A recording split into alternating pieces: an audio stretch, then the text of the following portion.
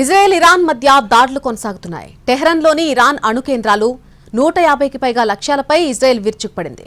ఈ దాడుల్లో షెహ్రాన్లోని భారీ గ్యాస్ క్షేత్రం కూడా ధ్వంసమైంది. 11 నిల్వ ట్యాంకులు ఒకదాని తర్వాత ఒకటి పేలిపోతూ ఉండటంతో భారీగా అక్కడ అగ్నికిల్లెగిసిపడ్డాయి. Iran Israel war peak level కు చేరింది. టెహ్రాన్ ప్రధాన ఆర్థిక జీవనాడి ది సౌత్ పార్స్ క్షేత్రంపై ఇజ్రాయెల్ దాడి చేసింది. ఇది ప్రపంచంలోనే అతి పెద్ద గ్యాస్ క్షేత్రం. ఈ దాడి ఆ దేశ ఆర్థిక పరిస్థితులపై తీవ్ర ప్రభావం చూపే అవకాశం ఉంది. ఇజ్రాయెల్ ధ్వంసం చేసిన వాటిల్లో నతాంజ్లోని ప్రధాన అణు ఇంధన కేంద్రం ఇది.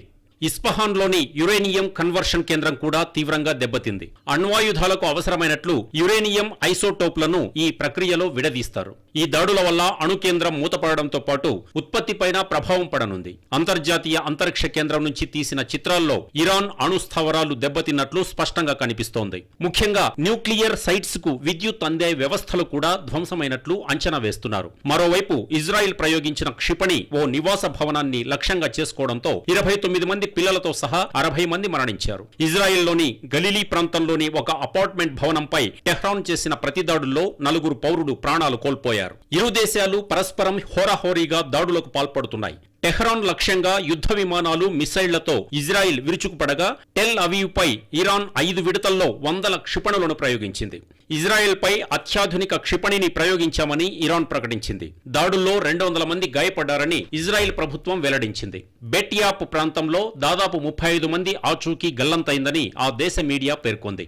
ఇరాన్తో మొదలైన సంక్షోభం త్వరగా ముగిసే విషయం కాదని అమెరికా అంటోంది. దీనికి కొన్ని వారాల సమయం పట్టొచ్చని వైట్ హౌస్ తెలిపింది. ఇజ్రాయెల్ చేపట్టిన ఆపరేషన్ కు అమెరికా అనుమతి పరోక్షంగా లభించిందని తెలుస్తోంది. ఇదిలా ఉంటే ఇజ్రాయెల్ ప్రధాని నెతన్యాహు తన కుమారుడి వివాహం విషయంలో కీలక నిర్ణయం తీసుకున్నారు. ఆ వివాహ వేడుకను వాయిదా వేసుకున్నట్లు ప్రకటించారు. నిజానికి ఈ వేడుకను వైభవంగా నిర్వహించేందుకు ఆయన కుటుంబం సిద్ధమైంది. కానీ యుద్ధ పరిణామాల మధ్య పెళ్లి వాయిదా పడింది. నిజానికి గాజాపై ఇజ్రాయెల్ దాడులు చేస్తున్న నాటి నుంచే నెతన్యాహు కుమారుడి వివాహ అంశం వివాదాస్పదంగా మారింది. అమాయక ప్రజలు ప్రాణాలు కోల్పోతుంటే ఆయన ఇంట వేడుకలు నిర్వహిస్తున్నారంటూ విమర్శలు వెల్లువెత్తాయి. ఆయన ఈ వేడుకను వాయిదా వేయడానికి ఇది కారణమై ఉండొచ్చని అభిప్రాయాలు వ్యక్తమవుతున్నాయి.